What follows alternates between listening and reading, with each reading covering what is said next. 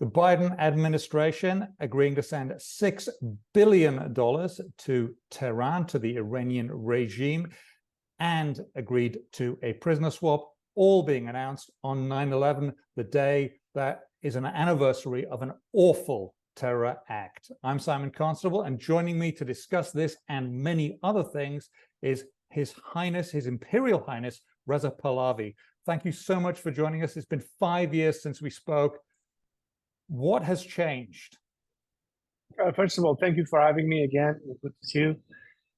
What has changed is the dynamics of moving away from the last clinging on a hope of reform that is at this point completely, how shall I say, expired, its shelf life. The focus now is on regime change. The majority of the Iranian people, particularly the younger generation, understand that as long as this system is in place, they won't ever see the light for freedom, for self-determination, for human rights, for putting an end to any kind of discrimination that currently exists, whether it's against the LGBTQ community, whether it is about religious minorities or ethnic groups as a whole, and they stand together unified. The positive of the 5 years moving to where we are right now is that we see the dynamics and we see how much more brave they have acted, despite knowing that they could, in fact, lose their lives, be arrested, be tortured, be executed, be shot in the face, as many of our recent victims have witnessed. That hasn't stopped them from continuing on path. And of course, the trigger moment was the murder of Masha a year ago, and the anniversary is a few days from now. And we expect, when we anticipate a major action within Iran and worldwide, commemorating this sad and tragic accident, but with a resolve to continue the fight until we are finally liberated. And we'll come back to Masha in a few moments. But first, what do you think of the prisoner exchange, given that most Western governments say they will not negotiate with terrorists, and the current regime in Tehran is well known as a state sponsor of terror? Let me have your view. Well, I mean, look, it's as simple as rewarding hostage taking or kidnapping for ransom. If you have, in fact, validated what the regime now knows it works. And not only it works, they increase the price for each hostages at the same time. If today it's it used to be maybe a few $100,000, not that you can put a price on anybody's life, but now they're asking God knows for what. And this, especially at the time that we are approaching this anniversary, is right at the time that Raisi, who himself has his hands stained with the blood of millions of our compatriots, speaking at the UN. What is the message being sent here? Out of principle, you're rewarding hostage taking, and you can anticipate much more. So on the principle of it, I could never understand the reasoning. Now you choose to do it despite that. Then why a few hostages? Why not everyone that is being kept hostage? What makes one more worthwhile than the other? And what are your thoughts on the announcement of this happening on 9/11, a day that I think it's fair to say will live in infamy for a very long time? What do you think of that? Yeah, we have 9/11, and insofar as it affects the American people, it's almost on the anniversary of Massa's murder. As it affects the Iranian people, I mean, the timing couldn't be worse. Is it intentional? Is it trying to legitimize this regime on the hope of what may be striking some kind of a deal down the line? It simply doesn't compute. And it wasn't working the first time around under the Obama administration. And at the time, I remember saying that our chief concern is what will happen with the money released. Almost $1.8 billion in cash was given to the regime. It didn't impact the Iranian people. It didn't impact Iranian society. It was most likely spent on the regime, avant-gardes in Syria or in Lebanon and Hezbollah and what have you. This time around, the main question is, how do you claim that you can control how the money is going to be spent? Yes, the money has been released, and supposedly it's only for humanitarian reasons. On the humanitarian side, let's take a big trip back to history. During the Cold War, America sent lots of wheat to Russia because Russians were starving, and that seems to be a very benign thing to do. Why is the administration, do you know, why they're not sending food and medicine, which are humanitarian things and cannot necessarily be used for other things? That's an excellent question. In fact, I'd say if the intent is to give humanitarian aid, we can certainly bypass the government and give it to NGOs in kind, because the regime says, give us the money, we have to decide how to spend it. Do you think it's going to be spent on the Iranian people? Of course not. Is it going to be, you're rewarding a regime that is shooting people in the face and murdering them in prisons to supposedly use the money for humanitarian reasons? It just doesn't make any logical sense. It is just showing to what extent there is naivete, and unfortunately rewarding a regime that would continue doing what it's been doing all these years. And it's really, I think, a slap in the face of millions of Iranians who expect different, especially from a country that calls itself the champion of liberty and freedom. And then its government right now is going yet again in bed with a regime that has proven time and again that it cannot be trusted, that its intentions are vile, and the way it treats its own citizenry is nothing that the world today can feign ignorance, because the evidence is out there, social media and everything else that we see. I've read that the Secretary of State for the US is saying Qatar will take care of the money and make sure it's only used for legitimate purposes. What do you say to that, knowing what you know about Qatar? Now, of all the governments that could have been selected to do that, why Qatar? Qatar has always been the only country in the region with the most deference to the current regime. And it's not a secret. Everybody knows that. And therefore, you're talking about a partner that is actually much more aligned with the regime than anything else. So again, it shows that you could have picked, I don't know, Switzerland. You could have picked a neutral country. You could have picked some other mechanism. And of course, I bet you the regime said, oh, you have to do it through them because the regime only trusts maybe certain entities or governments. But the whole principle of it, to begin with, is you are giving away something. And all right, every human life has to be respected, but they shouldn't be taking hostages in the first place. So you are now validating that. That's an absolute, I think everyone understands that, but why do Iranian dual nationals keep going to Iran, knowing that there's a high risk that they get arrested on whatever charges and put in prison? Why would anyone do that? I don't think I would want to do that. I don't think many people I know would want to do that. I'm not saying that it's not a fair question to ask. And yes, in a very realistic way, if you know that you're entering a hot zone or something that is problematic, maybe you should think twice about traveling there. But if you look at the other side of the coin, are we in this world that we hope every citizen of any country should be free from any kind of threats or thing, live in a world where, from fear that there are some who are going to be out there violating our freedoms, we should never step out of the house and lock ourselves in? We cannot face such a world. And the whole point is exactly that. You're talking about a regime that has lost its legitimacy in the eye of its own citizenry, is trying to maintain itself in power at the cost of brutalizing and murdering our citizens.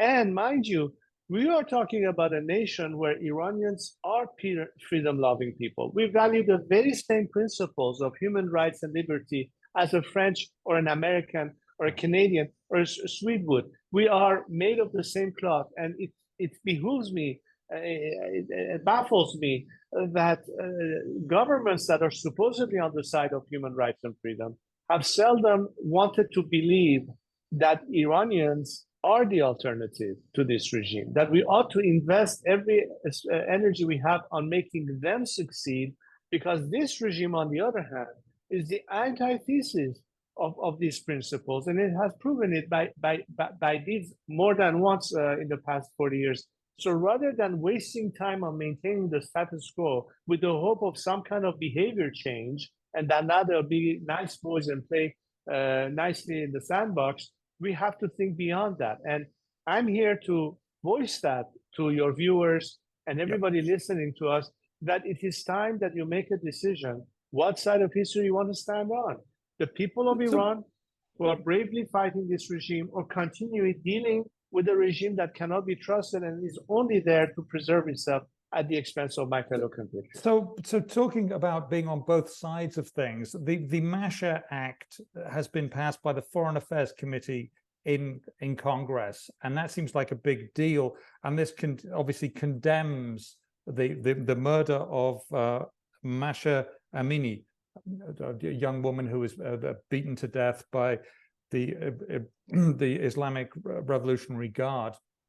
And it's horrible, and everyone agrees that. The fact that these two things came out together, what do you make of that? Because that seems to me to be doing one thing, chastising this regime, and at the other time rewarding it. And I'm a bit confused by that. It doesn't seem consistent. Well, you know, that's one of the beauties of separations of powers, the checks and balance system. Maybe one branch of government is doing something wrong, but not all of them at the same time. I was grateful to the congresswomen and the congressmen who actually signed the Masha Act, and hopefully it will pass the Senate as well. It is important in the sense that when legislators decide to take action, when they hear the voices of people, whether it's their own citizenry or other people, they cannot remain indifferent. I will point you to the example of years of conflict with the Soviet bloc and the countries behind the Iron Curtain. What happened with Russian dissidents at the time they were stuck in the gulags of Siberia? The support that Lech Walesa and his friend got during the Solidarity movement in Poland, and he was Lech Walesa was a union leader in Gdansk or Danzig, whatever you want to call it, and it was a big deal when he started protesting Soviet rule. Yes, and take the case of South Africa and all the sanctions that followed as a result of maintaining. I mean, the world at some point said enough is enough, and it was not until legislators came in and laws were passed and sanctions were brought, and ultimately governments had found the courage to take the right side, that finally there was an end to apartheid in South Africa. When in this case, I think Iran in some way resembles an assembly of these various models that leads legislators to finally hear and take action upon it. There are members in the European Parliament who are beginning to do this more and more. Is it enough? Not quite, but it's already a start. And as far as the U.S. goes, I'm glad at least that the legislative side is taking some measures, and it's certainly better than what it was before. Other countries are as well. Recent news was Australia to impose sanctions on Iranian state media over broadcast of forced confessions, and also they're pushing down on oppression of women and girls, which we know is happening in Iran too. Yet at the same time, we also get reports that Iran is skirting the sanctions and managing to sell its oil to Russia, or get oil from Russia and make that available to China as well, so that the sanctions can be skirted. What do you make of that? Are the sanctions useless? We do know that things leak out of countries, and I mean that metaphorically. You know, when you put sanctions on, money can flow out of that country. It doesn't become a fixed thing. But this seems very strange. Well, I mean, obviously, there are many elements of sanctions altogether that had made life much more difficult for the regime. Although in some cases, it's also making life difficult for the opposition to the regime. Let me give you a tacit example. Let's say that many Iranians would like to be able to help the compatriots back home, insofar as, for instance, funding labor strikes and workers. And as we know, in the civil disobedience campaign, one of the most direct way to paralyze the system is by sustaining work stoppages or strikes. But how do you send the money in? Because we had issues like in America, you have OFAC and limitations to that. So sometimes sanctions may, in fact, restrict the regime. They do find some loopholes every now and then. It's not foolproof, but it's at least some level of pressure. but there are also some aspect of it that complicates life for the rest of us. So there has to be maybe toughening of some rules or a increase of more sanctions targeting some specific elements of the regime. Let's say if tomorrow the IRGC is placed on the list of terrorist organization, more sanctions could come. But then also there are individual targeted sanctions of the top echelon of the regime and their relatives or whoever benefits from that could be directly sanctioned. So there are other ways to also put more pressure on the regime, but also facilitate on the other side by making some exceptions to the rules so that the rest of us trying to bring help to our fellow compatriots back home are not suffering from the same restrictions and have more ability to do that. So that would be smart sanctions, really. So, and smart sanctions sound very difficult in a political environment, particularly in Western countries where there's a lot of to and fro with things. Let's go back to what you were saying about the people living in the run-of-the-mill population who you say are very freedom-loving. They are, my understanding is they're under a lot of economic pressure at the moment, and it's not just the workers, it's also the pensioners. Can you talk a bit about that, about what's going on and what the West can do to help with that? Well, I mean, you're talking about a nation where 60% of its citizens live at or under the poverty line, for a country that has all the natural resources that could easily be providing people with healthcare, with work, with opportunities. Our country doesn't lack the human or natural resources to have a very, very good economy in the future. Why is it North Korea rather than being South Korea? It's just the nature of the regime. It's as simple as that. You have a ruling armed mafia that controls every aspect of life in Iran, its economy. No surprise why we are in such a dire situation. What the West can do is, as you know, of course, you should not look at what we're trying to do as only a one-dimensional thing. Clearly, we have to liberate ourselves. It's about democracy. It's about self-determination. It's about freedom. But I have also engaged with two different tracks in parallel to what we have to do for political change in Iran. I've been assembling a cast of our best scientists and specialists to be able to come up with what Iran would be faced for the next half century at least, as a roadmap to recovery. How do we tackle the various issues that Iran will be facing? For instance, from the water crisis, which is a huge issue. Presumably, this is a roadmap for what would happen in the event of a regime change. Yes, of course. This is under different circumstances because I mean, people understand that what freedom entails, but they need to also understand in what way it will impact them. So what we're trying to do is to come up with solutions so future governments will be able to implement them in terms of how do we deal with the water issue, how do we deal with health issues, how do we deal with cleaning up our environment, and so on and so forth. I've also engaged with entrepreneurs worldwide, including Iranian entrepreneurs, so that the potential for investment in Iran, not only by the existing infrastructure, but also renewable energies that Iran, I think, calls for, the solar. You mentioned Australia. We had recently a panel of experts talking about energy in Iran, about oil and gas and how we transition to renewable energies, solar energy, wind energy, all of these are implementable. It is very clear that Iran has all the natural resources it needs and then some, and has got a population of some very smart people, and that's what is needed. But I was trying to answer your question in the sense that where the work can actually help is to put together and work with us so that these kind of projects that could immediately, the minute you hit the ground, it can start running. We won't wait and only start thinking now that what do we do? We already have a game plan.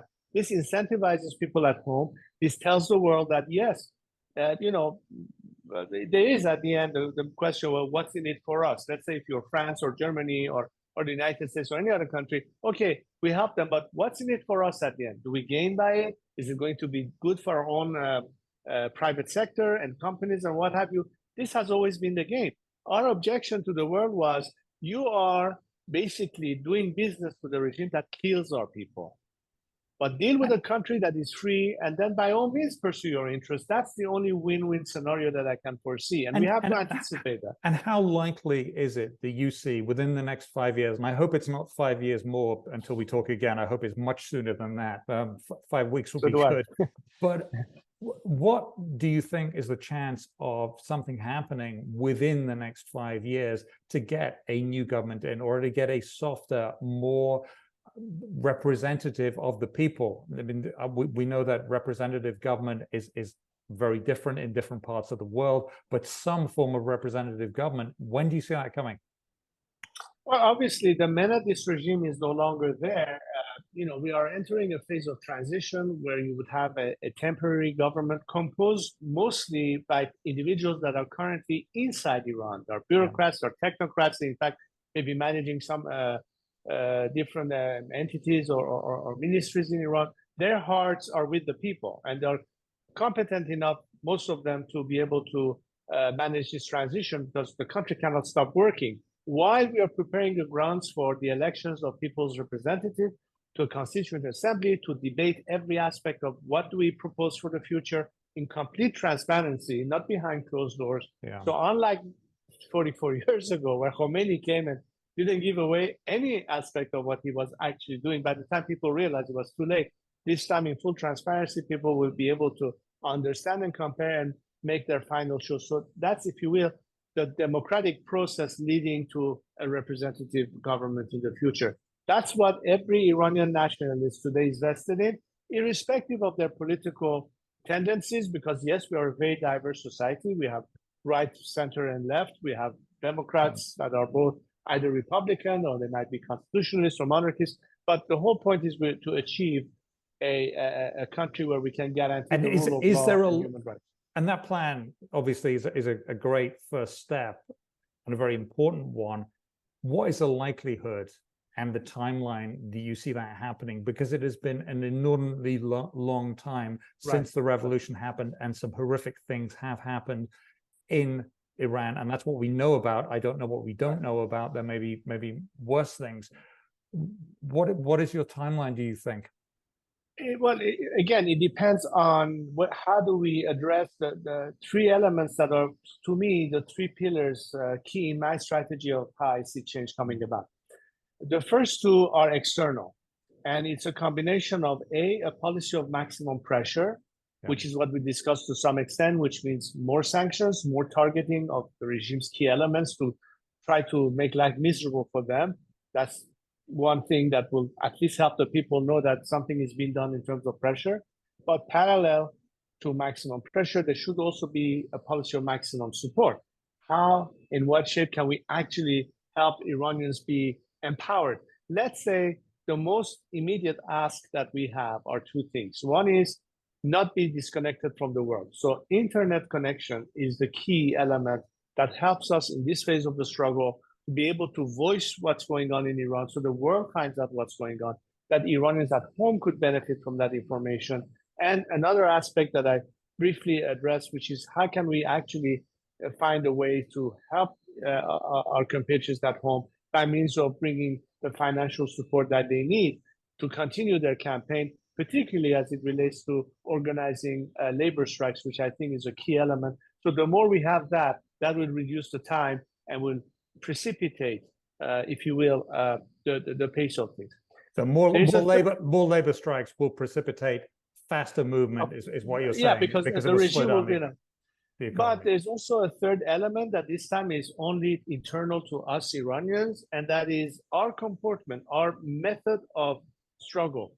Our calling for national reconciliation and amnesty can guarantee us, but maybe guarantee is not the right word, can perhaps be bringing maximum defection or maximum, moving away from the regime towards the people. I'm particularly focused on military and paramilitary forces.